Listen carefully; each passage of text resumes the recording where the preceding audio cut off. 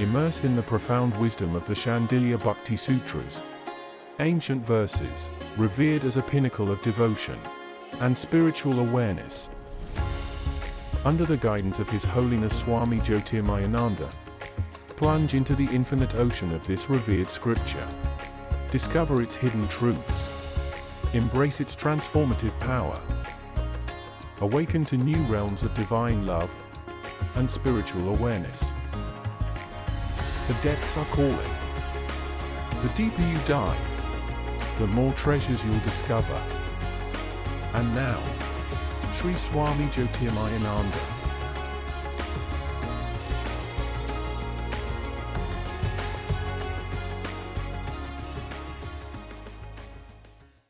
Om Vasudeva Sutam Devam Kansachanuramardanam Devki Paramanandam Krishnam Vande Jagadgurum. Om. Erudations to Lord Krishna, the preceptor of the universe, destroyer of the forces of darkness, and bestower of immortality. Adorations to the Divine Self in all.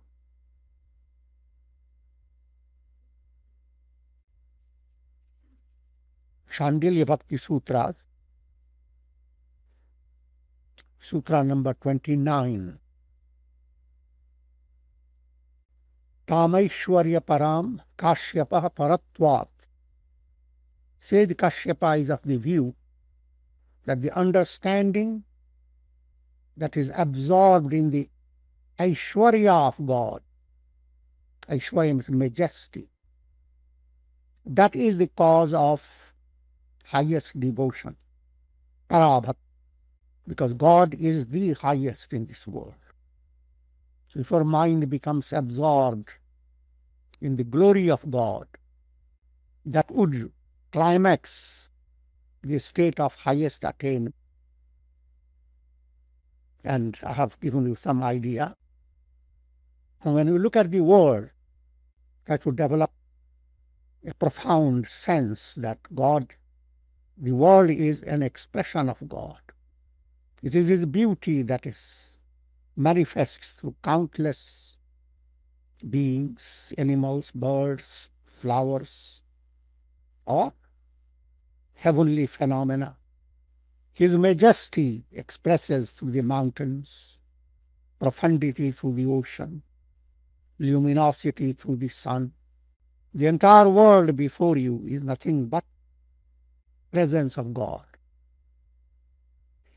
The Milky Way up in the sky.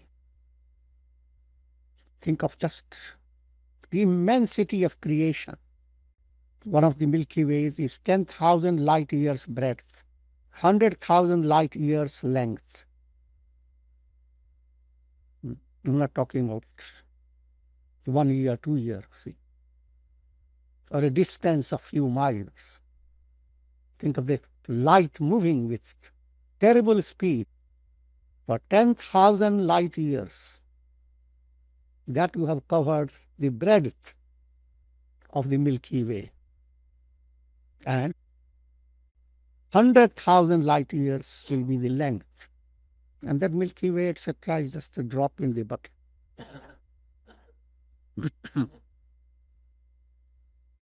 Think of all that amazing qualities of animals. Horses, deer, lion, camel, swan. Think of worms. Generally, the mind has the idea of shunning. Now think of how people hug silk and clothes. Come from worms. How tasty is the sip of honey? Comes from bees. If your mind opens up in a profound way, the world is constantly urging you, turn to God.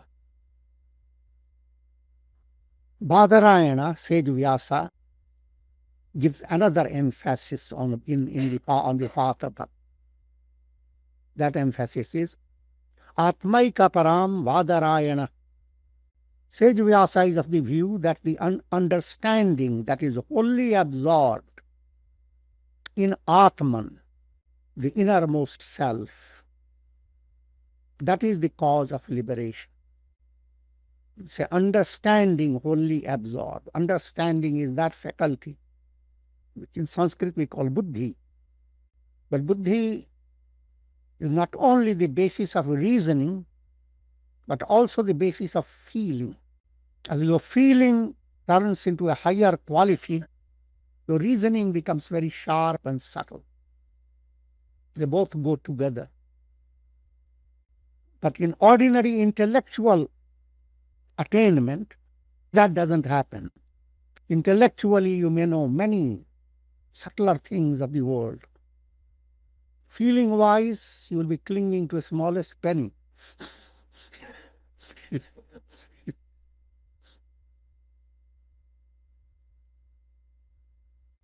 One story writer gives an example. There is a great scientist, profoundly a research scholar, brilliant intellect. He is engrossed in his research. At that time, his wife, who has been missing his attention, comes, tears in her eyes. She tries to get his attention. He is so absorbed, he looks up to her. Madam, wait. And he picks up some of the things in which you collect some testing material to test. Wait, let me collect your ears. Tears.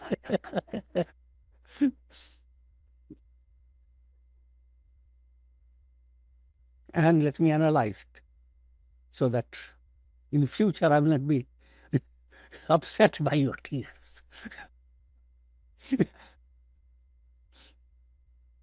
What I'm trying to show.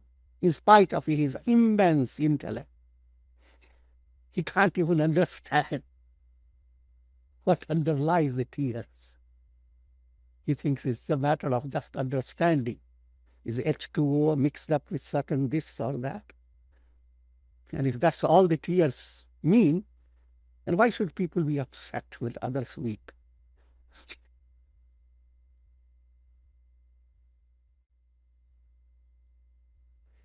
But when reasoning and feeling both blend, then you have integral movement.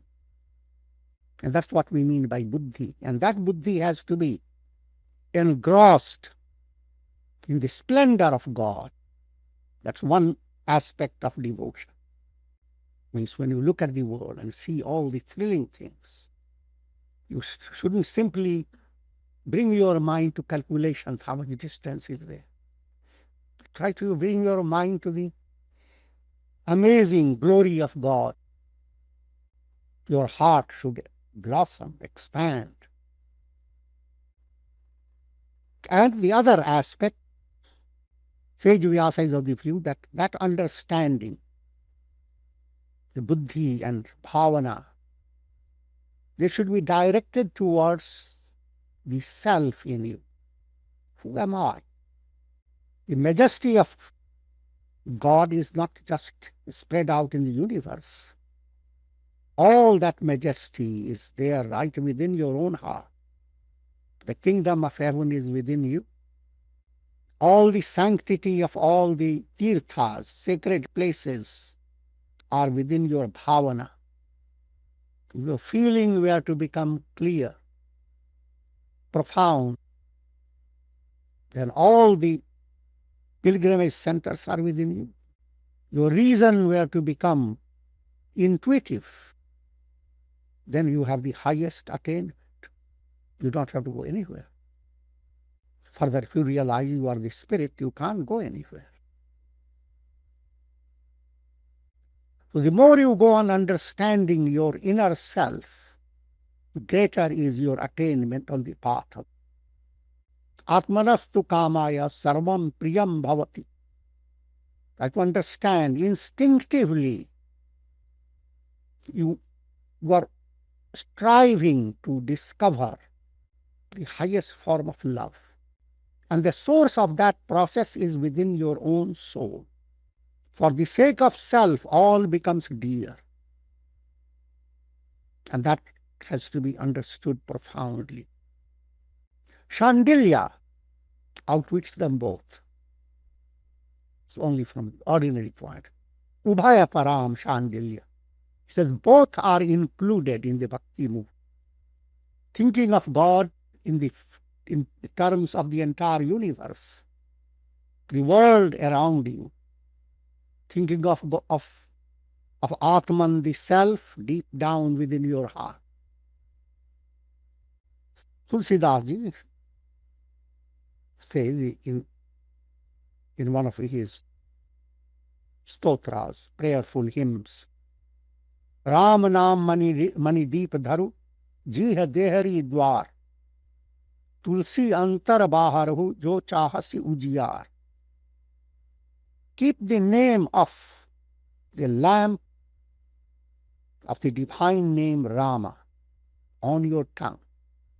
Tongue is the threshold between the inner world and the outer world.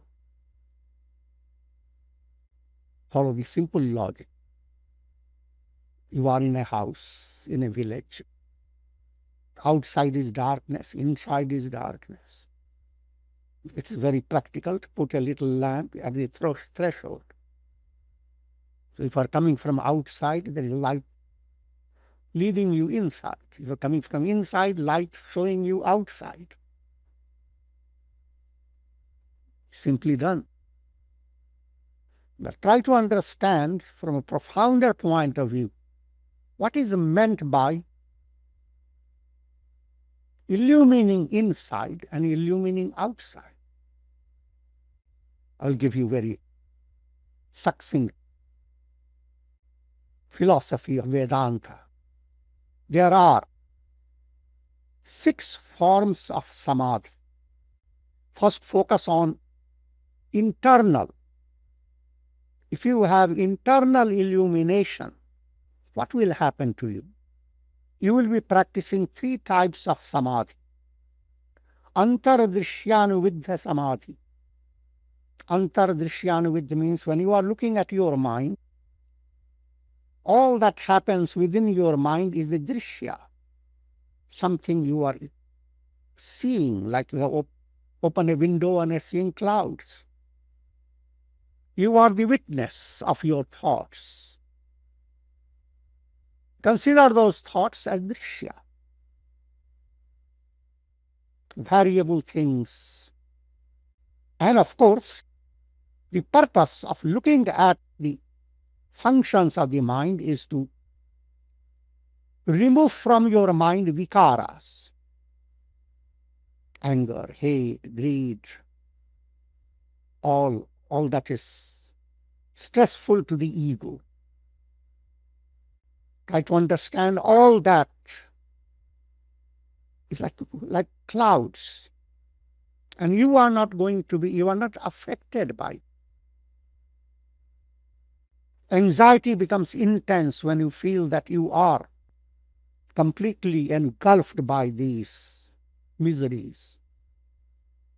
But when you go on understanding that you are a witness. And the next stage, Shabdanuviddha samadhi.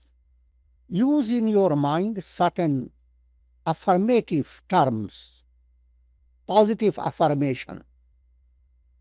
I am asanga, untouched. I'm like the sky. Look at your mind, and mind has brought all those troublesome thoughts and feelings. Say to yourself, I'm seated comfortably on my easy chair, and you are just clouds. Go ahead, go on, do whatever. I'm not affected by it. Asangoham. Advaitoham. I am. Non-dual self. So, when I alone am, then why should I be afraid? Who is going to impact upon me? Who is going to affect me? Shuddhosi buddhosi niranjanosi. I am Shuddh, absolutely pure. Therefore, I cannot be tarnished. Time moves on. History presents countless things every moment. Trouble after trouble, calamity after calamity, earthquake after earthquake, volcanic eruption after volcanic eruption, war after war. The pages of history are strewn with ashes of countless civilizations. But all that is in the realm of Maya. I am untouched. Even better is still to understand that all this has been reflections. When you look into a lake, you see a world. Reflections, names and forms, they are set inside in different stages. They seem to have causation. A tree reflected within the lake is talking to a bird, or a bird is talking to the tree. Many things are happening in reflection. I try to understand it is the lake that interpenetrates the multiplicity that has been created by illusion. The lake is ekarasa, homogeneously present. God is ever present in the same manner. You don't have to go far and wide, even in your dream. In your dream world, you see a world of time, space, and step back a little. All that is nothing but your own consciousness. All that is reflecting in your consciousness. So in a dream, imagine in a dream you are seated on a chair looking up, seeing birds flying. You must realize between you and the birds there is no distance. Pure awareness interpenetrates all. All the dream world has not implied that your consciousness is perforated and somehow the dream world has gotten inside. Consciousness, pure awareness has no holes in it, not even microscopic holes. This form of thinking, I am asanga, I am pure, shuddhosi, I am enlightened, buddhosi, niranjanosi, I am untainted, I am beyond sansara maya parivarjitosi, I am beyond the illusions of the world process. This belongs to the golden era in India when Vedic culture was prevalent among the masses to a great extent. And this is the story of a great queen, Queen Madalasa. Even though she was a queen and with tremendous power and luxury, her mind was enlightened. And she brings that enlightening nourishment to her children. Instead of singing an ordinary cradle song, she sang to her babies, "O child, you are not the body. Shuddhosi, you are pure. Buddhosi, you are enlightened. Niranjanosi, you are spotless. You are beyond the maya of the world process." Her children, one by one, attained enlightenment. That's another subject, which means education for anyone begins even in the mother's womb. And in a childhood state, all the impressions go into the deeper level of the mind of the child in a subtle way. That's the story of samskaras, how to create positive impressions, even in children. Now I'm turning to what I was talking about, the practice of samadhi. The first samadhi, just to be witness to your mind. Second, you are making affirmation. I am not the body, I am not the mind, I am Satchidan, existence, knowledge, bliss, absolute. I am Asanga. As a result of these two types of samadhi, once that awareness, I am like the sky, I am pure consciousness, when that begins to settle within you, there is a sense of overwhelming bliss. In that state, all your awareness is lost. In the beginning, there is an awareness, I am meditating. This is the degree of meditation I have attained. Yesterday, I didn't have this degree. And now it is not. Dhyata, Dhyeya, and Dhyan, all the three move away. The sense I am the meditator. This is the project, this is the object of my meditation. And this is the degree or intensity of my meditation. You are aware of all this in early stage. But when you are deeply involved, all this moves away. You become drunk. Drunk with swanubhuti. The inner revelation of what I am is dazzling to the mind. All the time mind is under illusion. I am.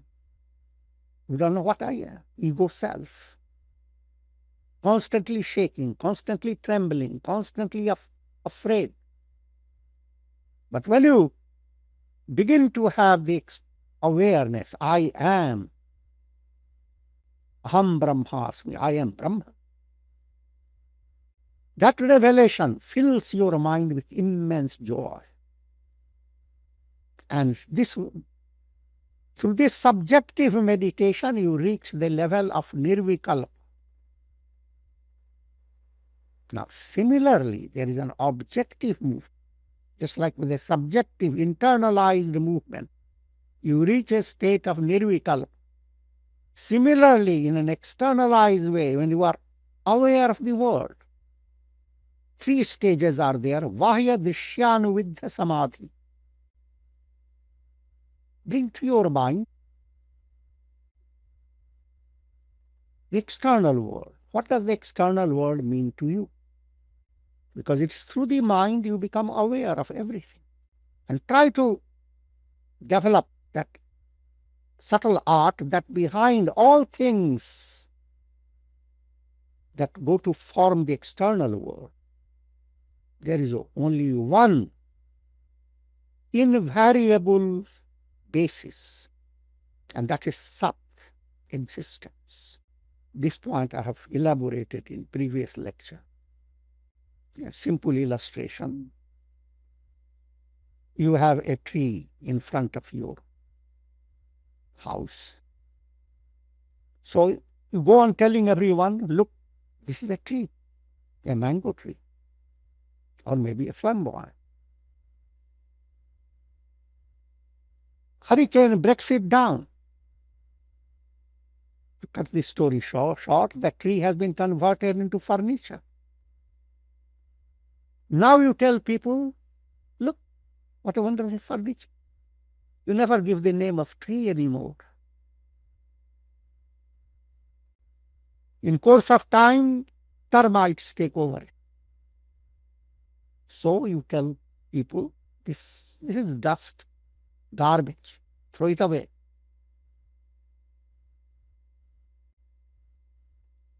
Tree furniture, garbage. These are variables.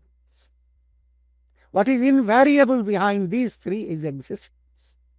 You can't throw away the existence, but can throw away all names and forms. And that applies even to the galaxies of stars. That applies to all things in the world. Anityam asukham lokam. But one thing you can't throw away is existence. If your mind focuses on that and your understanding becomes deeply involved with the underlying reality is God, and God is pure existence. All things will move away, but not God. And that God and me are one. The I am in me is same.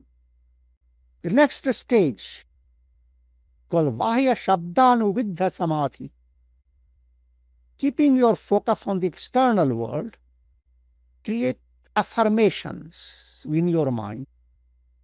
Sarvam Brahmamayam Jagat. This entire world that I experience is in reality Brahman. In reality, it is Asti, Bhati, and Priya. Three aspects of Satchidananda. It exists. It asserts itself, I am existing. It becomes a source of joy. Satchidananda has been spread out in the vast universe. Therefore, your mind reaches a state of ecstasy.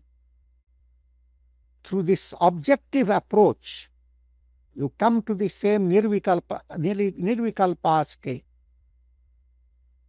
So there are two approaches: objective, subjective, outgoing, ingoing. And the poem I recited of Tulsidas, Ram Nam Mani Deep Dharu, as long as the divine name is on your tongue, you become interested in exploring the objective world and exploring the subjective. The divine name is inspiring you to understand the majesty of God manifesting in the form of the universe. Divine name is inspiring you. It is majesty of God that is your essential nature. It is His ray that is operating in you as your soul. And step up, there is no difference. I am that. Aham Brahmasmi, I am Brahman. All this, what is termed study of Vedanta, is to Shandilya, all this is Bhakti. Those who are profoundly involved in spirituality, they don't find any difficulty about this. In the Gita, Lord Krishna makes a statements that one who knows Brahman, Jnanavan, is the highest. But among Jnanavans, one who has turned to me with devotion, I love him most.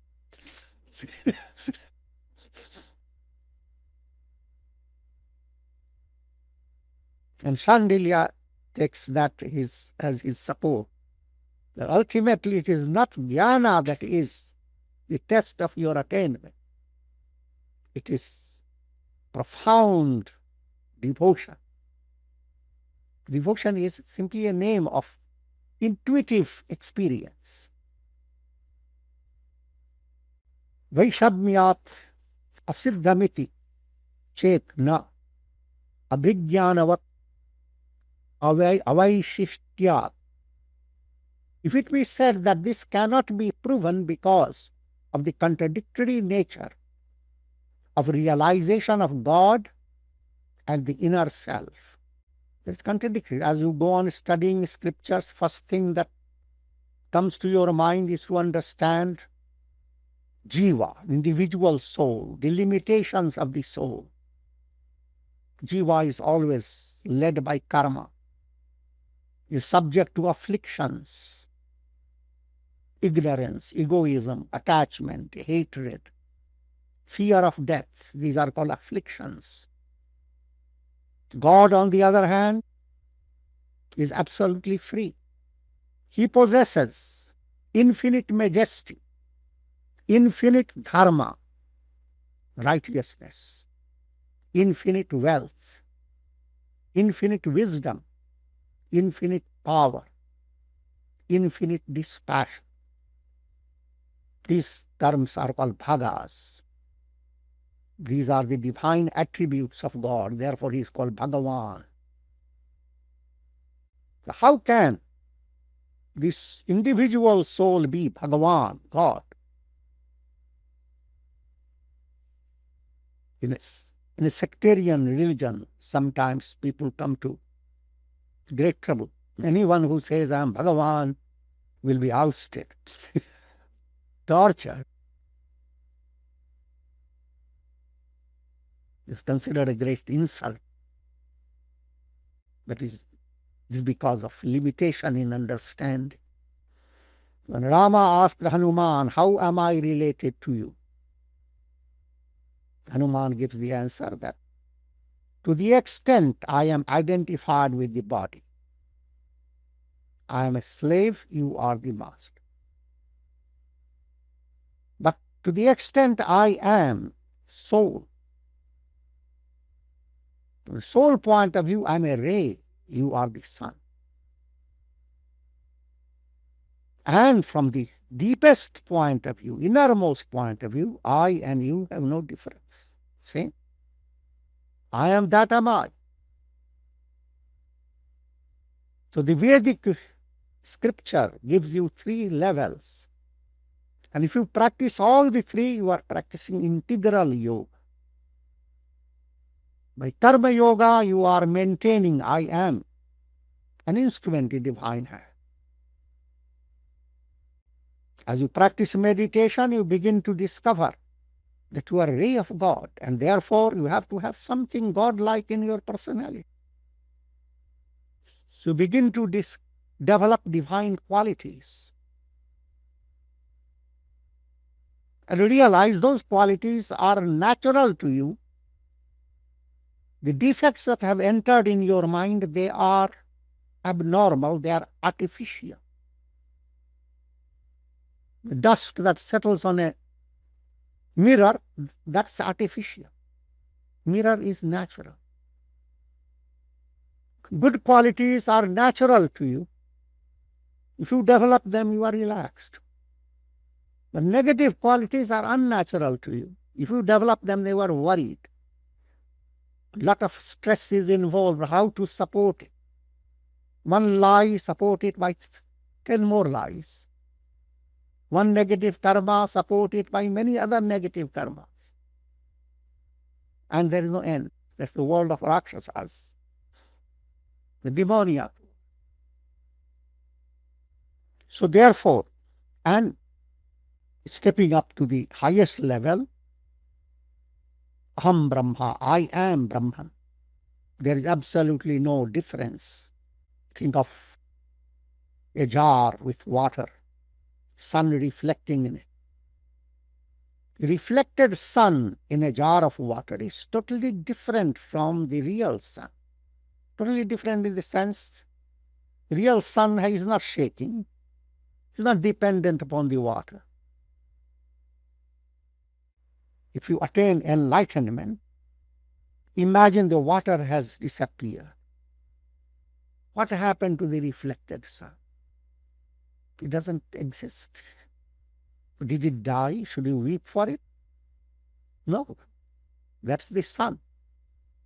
In the state of enlightenment, in the state of liberation, your individuality has disappeared. The aspirant asks the question, when will I be free? And Guru responds, when you cease to be.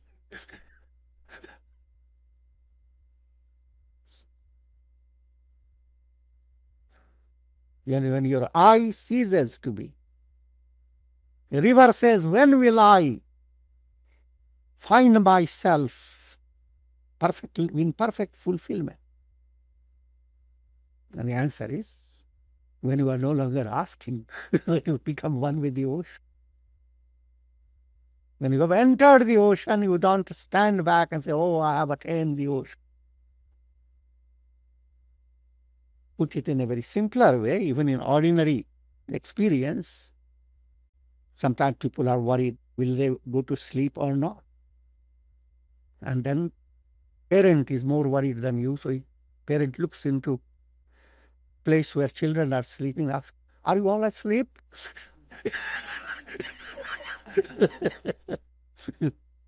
And one of the smart children say, oh yes, ma'am, I'm very deep sleep.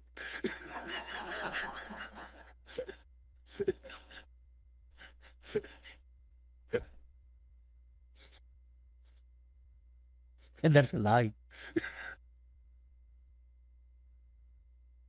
Just as entering into sleep is not under your ego's world, ego moves away.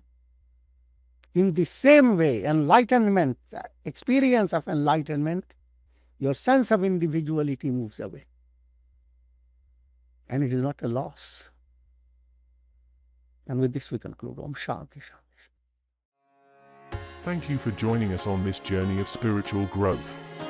It's an honor to learn from the wisdom of Swami Jyotirmayananda. As we part for now, remember, the quest does not end. Take time to reflect on today's insights and integrate them into your life. Until next time, stay open, stay curious, stay present. The light within you is always shining.